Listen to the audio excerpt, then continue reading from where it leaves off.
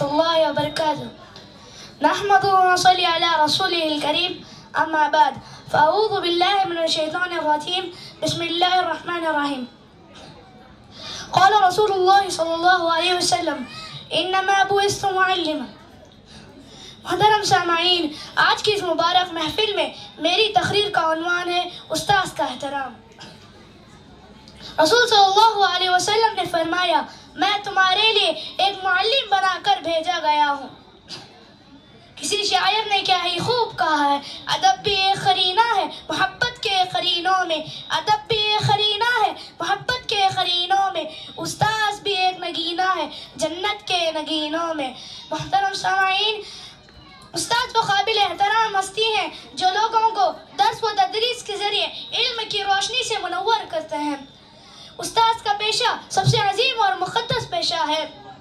تمام پیغمبروں، مفکروں اور انبیاء کرام نے استاذ کی عزت و احترام پر زور دیا ہے۔ استاذ وہ شخص ہیں جو پتھر کو ہیرا بناتے ہیں۔ کسی شاعر نے کیا ہی خوب کہا ہے، ایک پتھر کی تقدیر بھی سنور سکتی ہے، ایک پتھر کی تقدیر بھی سنور سکتی ہے، شرط یہ ہے کہ اسے سلیقے سے تراشا جائے۔ محترم سامعین، دنیا میں انسان کے بہت سارے رشتے ہیں، لیکن ان میں سب سے بہترین رشتہ استاذ کا ہے۔ اسلام میں استاذ کا رشتہ ماں باپ کے رشتے کے برابر ہے۔